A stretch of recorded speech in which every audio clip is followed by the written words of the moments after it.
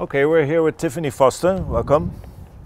Tiffany is a well-known Canadian rider who has been on the team for Canada many years, and she's known for loving her horses. Really, she has always a very close connection to her horse.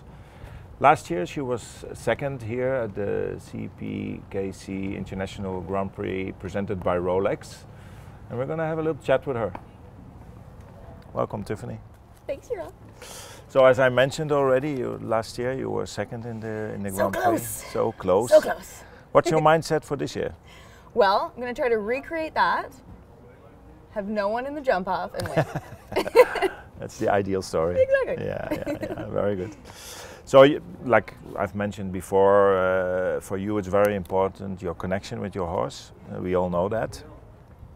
First of all, that makes me so happy that that's what I'm known for. Okay, well, I didn't know that. You are known for that. Well, thank you. How does that influence your performance, you think? I mean, I think sometimes it's probably a bit of a double-edged sword. You know, I spend some of the time in the ring while I'm going around thinking, oh, he did that so well, not concentrating on the next thing that I do.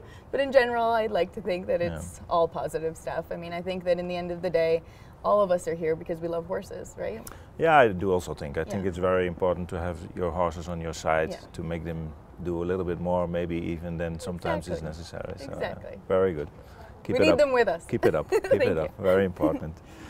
So we all know show jumping is very demanding, both physically and mentally. How do you cope with these things? Yeah, I mean, when you were doing your intro and you mentioned that I'd been doing this for years, years, I kind of thought, oh, he might be right, as my body might indicate sometimes. Yeah. I had a bit of a wreck actually in 2008, quite bad. I broke my back.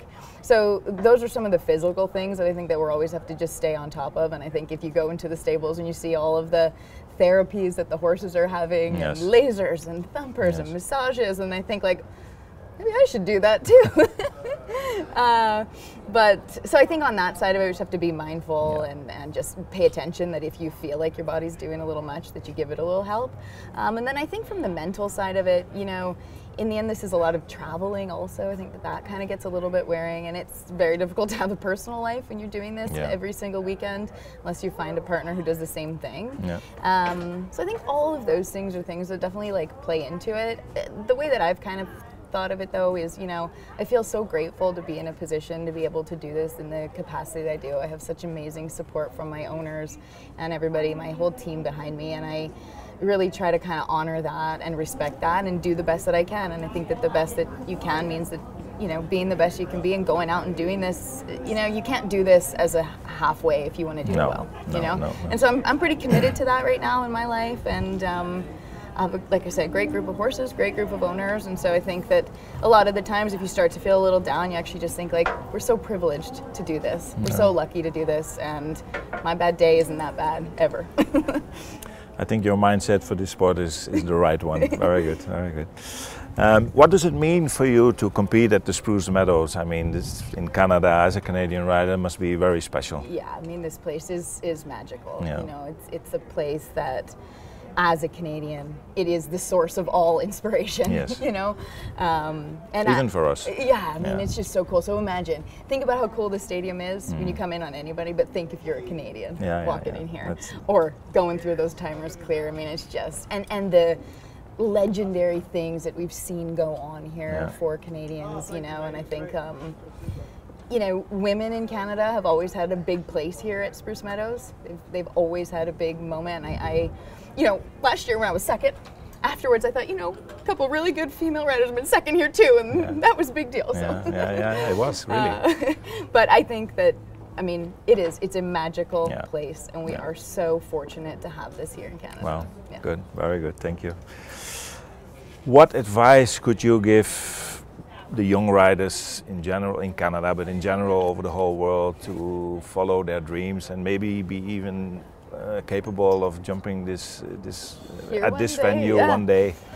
I mean, I think I'm proud of the fact that I was able to make it to the place that I am in the sport without, you know, not a lot of financial support. My family wasn't, you know, in a position to help me on that front at all.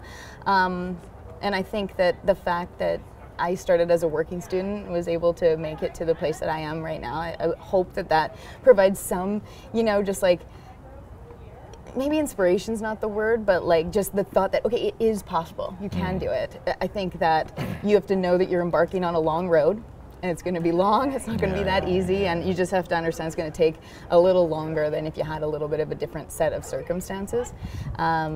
But I think just in general, the sport has so much longevity to it that we have time, right? Like we have time. You don't have to be good at this at 20. Your career's never over at 25. We're just getting started. We've been doing it for years and years and years, right? So I think that that's a good thing, though. That's cool. It's like it takes a little time, and everyone's on their own path, and everyone can get here. You just have to work, and you have to be a little resilient. And there's more bad days than good. Yeah. I was going to ask you how is it with your motivation for the future? But if I hear you talk now, I think your motivation is really, really good.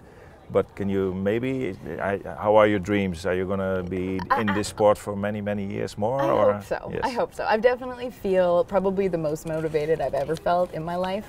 Wow. You know, I've found a place where I can have a little bit more control over my own destiny. You know, I think, you know, I was an apprentice for a long time, you know, under several amazing riders and in great operations and things, and I learned so much. And I do think that is an important thing to do. But for now, I feel like, you know, I'm in control. I get to do what I want to do. I can make my own training schedule. I can make my own competition schedule. And I think, you know, touch wood, I don't want to jinx anything, but I think I have the best group of horses I've ever had. Oh, very good. Really, really exciting group of young horses coming up that I've been developing myself since they were all about 7 years old. And, you know, like I have 2 10-year-olds who won 5-star Grand Prix this year.